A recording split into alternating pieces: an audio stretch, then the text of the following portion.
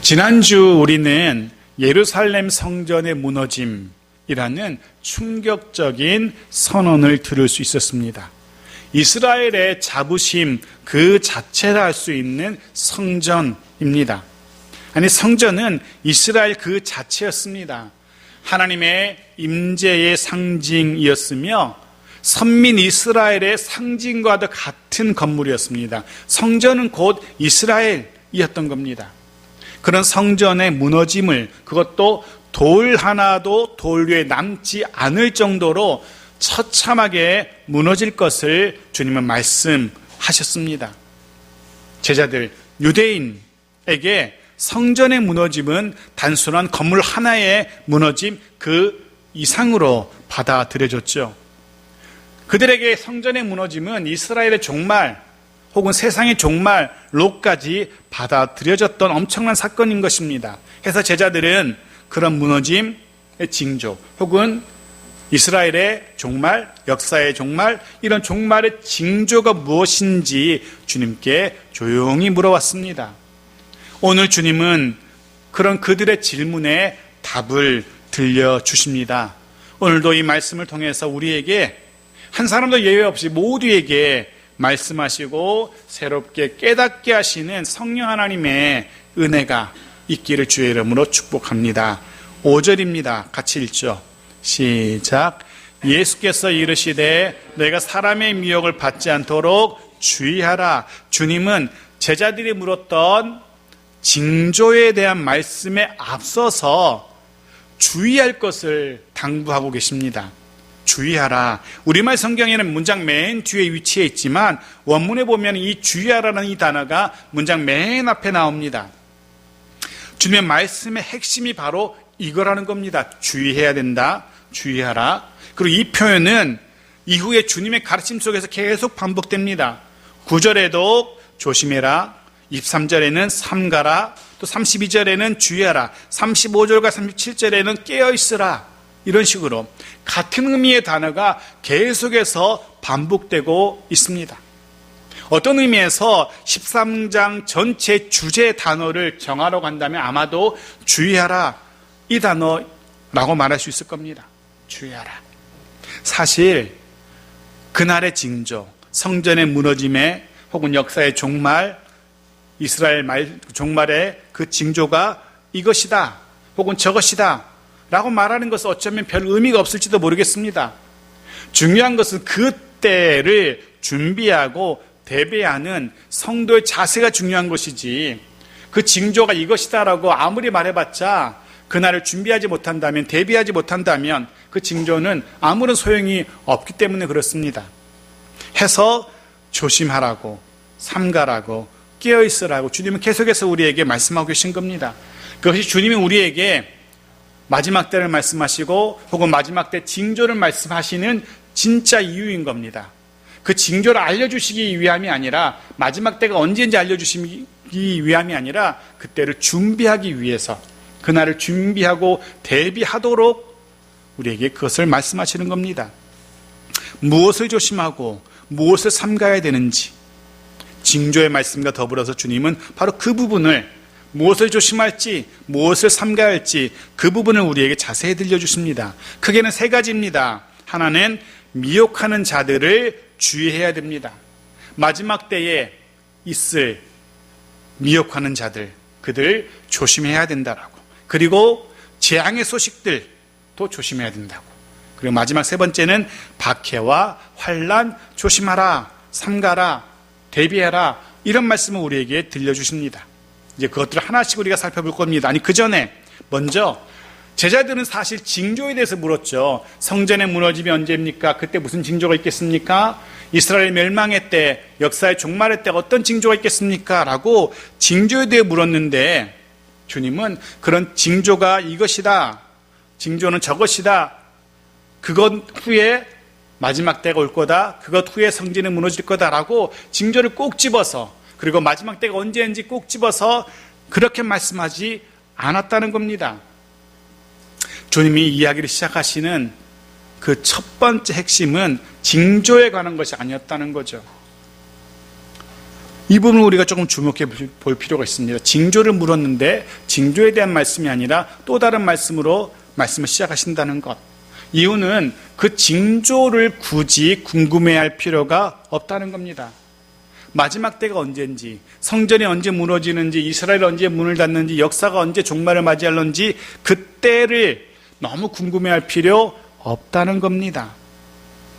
주님이 오늘 본문에서 징조에 대해서도 말씀하시지만 그 징조를 말씀하시는 이유는 마지막 때 시간표를 알려주시기 위함이 아니라는 겁니다.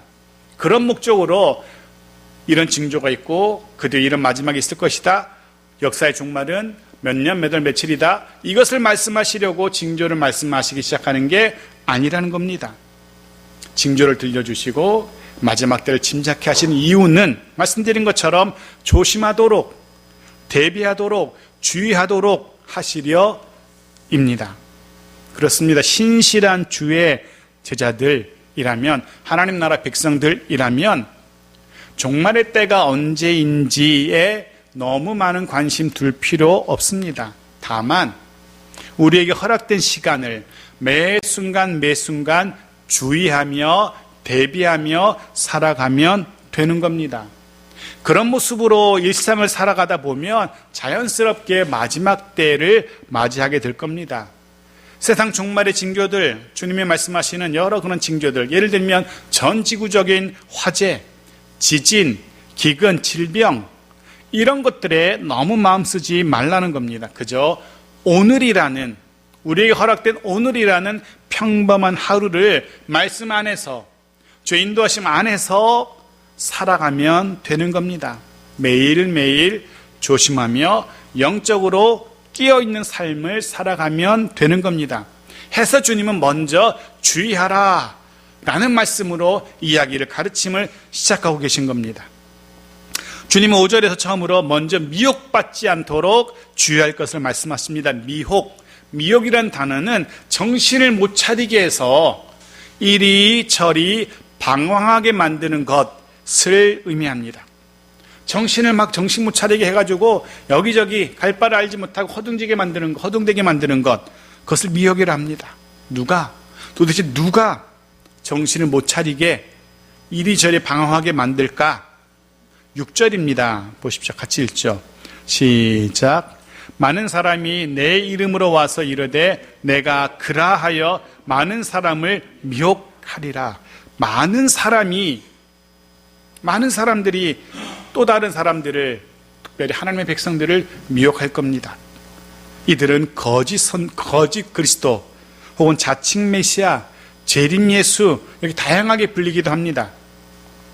정확하게 그가 누구이든 분명한 건 이들은 그리스도인들을, 또 그리스도 예수를 부인하고 대적하고 할 겁니다. 어떤 길이 참된 길이고 진리의 길이고 생명의 길인지를 분간하지 못하도록, 정신을 차리지 못하도록 여기 신경 쓰게 하고 저기 정신 팔리게 하고 해서 이리저리 헤매게 할 겁니다. 무엇이 진리인지 분별하지 못하게 하고 결국 길을 잃고 방황하게 할 겁니다. 많은 사람들이 그렇게 할 겁니다. 요한일서 2장 22절에도 이런 부분들이 기록되어 있습니다. 보십시오. 같이 읽죠. 시작. 거짓말하는 자가 누구냐? 예수께서 그리스도이심을 부인하는 자가 아니냐? 아버지와 아들을 부인하는 그가 적 그리스도니라고. 하나님과 예수 그리스도를 부인하는 자, 그를 적 그리스도라고 표현합니다. 역사적으로 실제로 주후 70년 이스라엘 멸망하게 되는데요. 그 전후로 그 땅에만, 이스라엘에만 무려 30여 명의 자칭 그리스도, 자칭 메시아가 출현했다라고 기록합니다. 주님은 바로 이런 이들의 가르침, 또 이런 이들을 주의하고 조심해야 된다라고 미리 제자들에게 당부하고 계신 겁니다. 성도는 늘 조심해야 됩니다. 그의 말이 참인지 거짓인지, 그가 예수님 편인지 반대편인지, 그리스도 예수의 편인지 적 그리스도인지 늘 주의해야 됩니다. 주님은 지금 그것을 주의할 것을 우리에게 당부하고 계십니다. 또 있습니다. 주의할 것. 7절 8절 말씀 보십시오. 같이 읽죠. 시작. 난리와 난리의 소문을 들을 때에 두려워하지 말라. 이런 일이 있어야 돼 아직 끝은 아니니라. 민족이 민족을, 나라가 나라를 대적하여 일어나겠고 곳곳에 지진이 있으며 기근이 있으리니 이는 재난의 시작이니라. 주의해야 될 것 또 있습니다. 바로 각종 재앙들입니다. 난리와 난리의 소문들, 전쟁이나 질병이나 기근이나 화재나 이런 두려움의 이야기들, 두려움을 일으키는 소문들을 말합니다. 그런 전쟁이나 기근이나 지진, 질병 같은 재앙들 있을 겁니다. 성전의 무너짐 전에 혹은 역사의 종말 전에 이런 일들이 있을 겁니다. 역사적으로 요세푸스의 기록에 따르면 실제로 주 40년 지난 후에 전쟁의 소문이 예루살렘을 휘감았다고 합니다. 예루살렘을 두려움으로 공포로 몰아넣었다고 합니다. 곧 전쟁이 일어나는데 라는 소식이 온 나라를, 온 백성을 두렵게 했다고 합니다. 주 61년과 63년에는 프리지아라는 곳과 유명한 폼페이 지역에 엄청난 지진이 일어나기도 했다라고 역사는 기록합니다. 그리고 주 66년에는 글라우디오 황제 때 엄청난 기근이 그 나라를 뒤덮었다고 합니다. 그리고 이어진 70년에 예루살렘이 무너지고 성전이 무너지게 되었죠. 어쩌면 주님의 재림 전에, 역사의 종말 전에도 똑같은 일들이, 그런 징조들이 있을 겁니다. 우리를 두렵게 하는 각종 소문들이 우리의 마음을 낙심하게 하고 낙담하게 만들 겁니다. 좌절하게 할 수도 있을 겁니다. 하지만 주님은 그런 재앙을 마주하는 성도의 자세를 이렇게 가르치고 계시죠. 두려워하지 말라라고. 두려워하지 말라. 모든 사람들이 그런 소문 들을 때에 두려워할 수 있지만 너희들 두려워하지 말라. 이유는 그런 일들이 있어야 하되 그 자체가 끝이 아니기 때문입니다. 그런 일들이, 우리를 두렵게 하는 일들이 있긴 있겠지만 그것은 있어야 될 일이라는 겁니다. 인간 역사의 일반적인 현상이라는 겁니다. 뭐 특별히 놀라거나 특별히 더 두려워할 그런 일이 아니라는 겁니다. 어쩌면 마치 한 인간의 생로병사의 과정처럼 너무 걱정하거나 너무 두려워할 일이 아닌 너무도 자연스러운 인간 역사의 흐름, 현상이라는 겁니다. 그런 재앙의 일들, 소문들 듣게 될 때, 마주하게 될 때 주의해야 됩니다. 너무 두려워 떨지 않도록, 너무 걱정하거나 염려하지 말아야 합니다.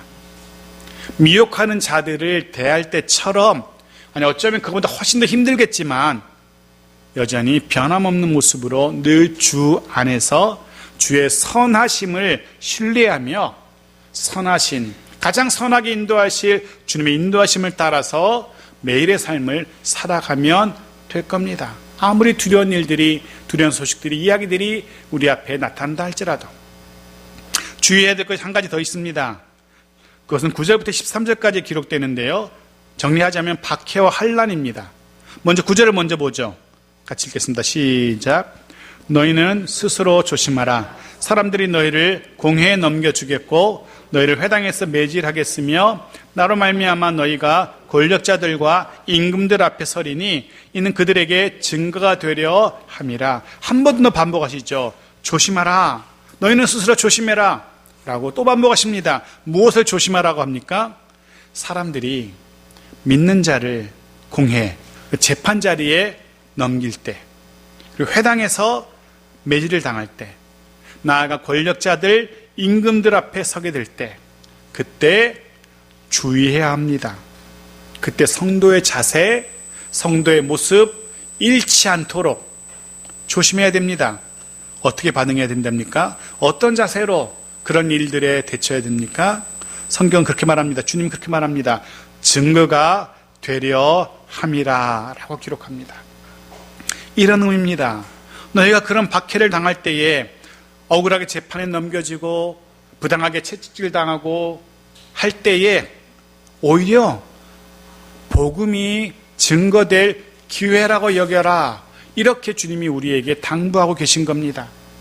그런 일을 당할 때 오히려 자신의 믿음을, 내 신앙을 드러낼 기회라고 여겨라 라고 주님이 우리에게 말씀하고 계신 겁니다.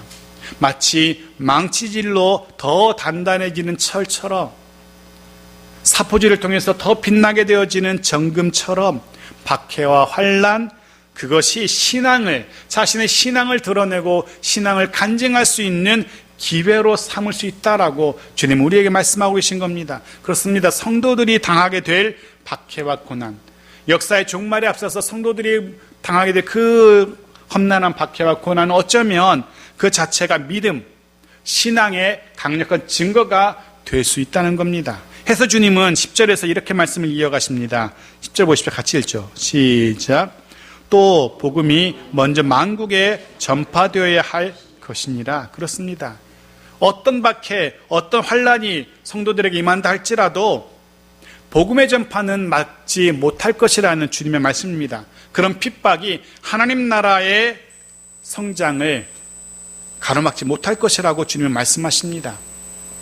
그렇게 되도록 해야 된다는 겁니다. 잊지 마십시오. 어떤 박해나 환난도 우리의 믿음을, 여러분의 믿음의 행진을 막아서지 못하도록 해야 합니다. 그 무엇도, 그 누구도 우리 인생 가운데, 우리 가정 가운데 하나님의 나라가, 하나님의 임재가 더 왕성해지는 것 방해하도록, 가로막도록 내버려 둬서는 안 된다는 겁니다. 어떤 상황에서도 어떤 두려운, 힘겨운 일을 만나게 된다 할지라도 오히려 그 일을 통해서 우리 믿음이 더 자라가고 하나님의 다스리심이 더 강력해지는, 하나님을 더 온전하게 신뢰하게 되어지는 그런 저와 여러분의 삶이어야 된다라고 주님은 우리에게 강력하게 도전하고 계신 겁니다. 그런 우리의 삶이기를, 우리의 가정이기를 주의 이름으로 축복합니다. 11절입니다. 11절 같이 읽죠. 시작. 사람들이 너희를 끌어다가 넘겨줄 때에 무슨 말을 할까 미리 염려하지 말고 무엇이든지 그때에 너희에게 주시는 그 말을 하라. 말하는 이는 너희가 아니요 성령이시니라. 아멘. 더불어 재판의 자리에 서게 될 때에 그때도 미리 염려하지 않아도 된답니다. 우리 안에서 믿는 자 안에 내주하시는 성령께서 할 말을 알려주실 것이기 때문에 그렇습니다. 사실 이런 본문의 말씀을 대하면 조금 마음속에 불편한 마음이 드는 것도 사실입니다. 우리의 기대와 조금은 다르다는 생각하기 때문에 그렇습니다. 우리는 그렇게 생각하죠. 그렇게 기대하죠. 아니 그럼 그런 일을 안 당하게 하면 되잖아요, 주님. 이렇게 생각하죠. 잡히지 않도록, 그런 공회나 재판자리에 서지 않도록, 잡히지 않도록 해주시면 되지 않습니까? 재판자리에 서지 않도록 미리 보여주시면, 도망할 수 있도록 피할 길 주시면 되지 않습니까? 힘겨운 일 만나서 간증의 순간으로 삼는 게 아니라 그 힘겨운 일 피할 수 있게 해주시면 더 좋잖아요 라고 우리는 생각합니다. 감당기 어려운 일 만나서 하나님의 임재와 하나님의 다스리심 간증하고, 그런 것보다는 그냥 감당기 어려운 일 일어나지 않으면 더 좋겠습니다. 그게 우리 생각이지 않습니까? 주님께서 그렇게 해주시면 더 고맙고 더 감사할 것 같아요. 그럼 다니엘의 세 친구의 고백은 그렇지 않았습니다. 그들은 어떻게 고백했습니까? 그리 아니하실지라도, 내 생각과 다른 응답일지라도, 나의 바라는 것과 다른 하나님의 인도하심일지라도, 그리 아니하실지라도 주의 인도하심에 순복할 줄 아는 것, 그게 바로 믿음입니다. 그럼에도 불구하고 꼭 기억하십시오. 모든 순간 분명 감당하기 힘든, 내 기대와 다른 감당하기 힘들고 때로는 두려움의 순간, 일들 만나게 될지 모르지만 분명한 것은 선한 목자이신 주의 성령께서 나를 가장 선하게 인도하실 거라는 것, 이것이 오늘 주님이 우리에게 들려주시는 말씀인 겁니다. 그러니 너무 염려하지 마라. 할 말을, 할 바를 알려주시겠다는 겁니다. 가장 선하신 목자님 주님께서 우리를 가장 선하게 인도하실 겁니다. 아멘. 12절 같이 읽죠. 시작. 형제가 형제를, 아버지가 자식을 죽는 데 내주며 자식들이 부모를 대적하여 죽게 하리라. 사실 말도 되지 않는 일들이 성경에 기록됩니다. 아니 형제가 형제를, 아버지가 자식을 죽는데 자식들이 부모를 죽음의 자리에 내준다니. 이 12절은 가족 간에 일어나는 배신, 혹은 가족 간에 일어나는 사건, 놀라운 사건을 이야기하는 듯합니다. 하지만 이거 역시도 신앙을, 믿음을 바탕에 둔 그런 이야기입니다. 이런 이야기죠. 이단에 빠진 혹은 적 그리스도에게 미혹된 이들, 역사적으로는 로마의 기독교 박해에 동조한 이들, 그들이 여전히 믿음을 지키는, 그런 박해나 환난에도 불구하고 변함없이 믿음을 지켜나가는 자신의 부모님이나 자신의 가족이나 자신의 자녀들을 로마 당국에 끌어다가 내어주는 것을 말합니다. 자신이 살고자 하고 자신의 목숨을 부지하려고 자기네 가족을 또 다른 가족을 로마 당국에 고발하는 겁니다. 그런 일들이 로마 역사에 기록되고 있고, 그리고 종말의 때, 주님 재림의 때에도 그런 일들이 있을 겁니다. 미가서 7장 6절에서 이렇게 기록하죠. 보십시오. 같이 읽죠. 시작. 아들이 아버지를 멸시하며 딸이 어머니를 대적하며 며느리가 시어머니를 대적하리니 사람의 원수가 곧 자기의 집안 사람이리로다. 그렇습니다. 미가가 말한, 또 마가복음 오늘 본문 12절에 말한 이 가족이 가족을 믿음 때문에, 신앙 때문에 고발하게 되어지는 그런 일들, 이런 일들은 믿음의 공동체에서 똑같이 일어나는 일로도 해석이 가능합니다. 단지 가족 간의 일뿐 아니라 믿음의 공동체 안에서 일어나는 일입니다. 믿음의 식구들이 또 다른 믿음의 식구들을 고발하는 겁니다.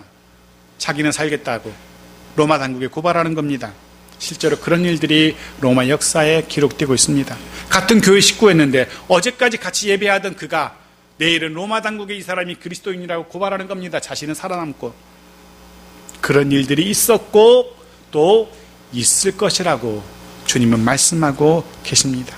자, 여기까지 잠깐 정리하겠습니다.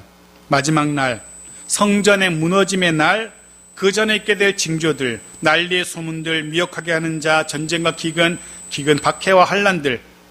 중요한 것은 그런 일들이 아니라 그런 일들을 마주하게 될 성도의 자세라는 것, 절대 잊지 말아야 됩니다. 주님은 지금 우리에게 그것을 말씀하고 계십니다. 주님의 제자들에게, 로마의 성도들에게, 또 오고 오는 모든 세대의 성도들, 또 저와 여러분에게 도전하시는 말씀이 바로 이겁니다. 주의해라, 두려워하지 말아라, 조심하고 또 염려하지는 마라. 그리고 성령 하나님을 믿으라, 성령 하나님의 인도하심에 맡기라. 주님이 이것을 우리에게 당부하고 계십니다. 자, 마지막 13절입니다. 같이 읽죠. 시작. 또 너희가 내 이름으로 말미암아 모든 사람에게 미움을 받을 것이나 끝까지 견디는 자는 구원을 받으리라. 아멘.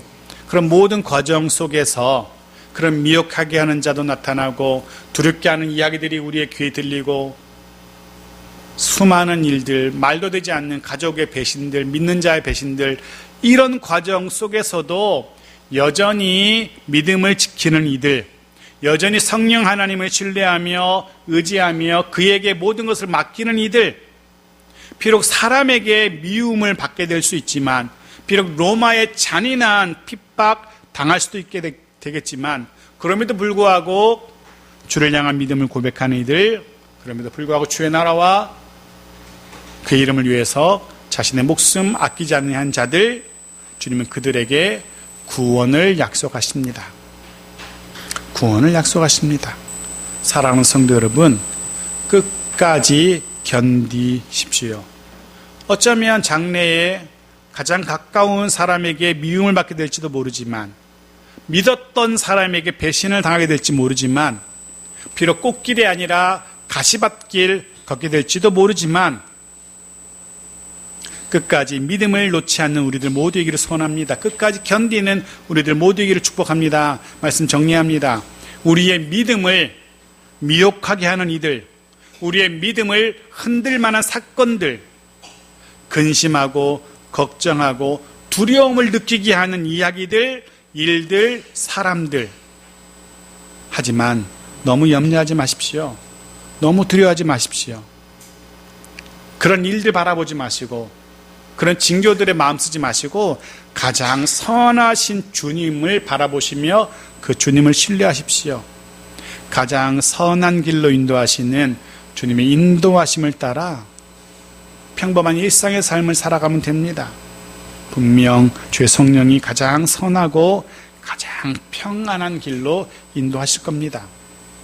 8월의 마지막 한 주간, 또 새로운 9월, 어떤 일들이 우리의 믿음을 흔들게 될지, 어떤 사건들이 우리의 마음에 두려움을 느끼게 할지. 하지만 걱정, 근심, 염려, 두려움이 아니라 주님을 신뢰함으로 평안을 누리며 살아가는 우리들에게 축복합니다. 오히려 그런 일들로 인해서 우리의 믿음이 더 드러나고 우리의 믿음이 더 정교해지고 그런 우리의 믿음을 간증할 수 있는 복된 기회로 삼을 수 있는 우리들 모두의 은혜 가득하고 평안한 한 주이기를, 우리 인생 또 가정이기를 주의 이름으로 축복합니다. 아멘.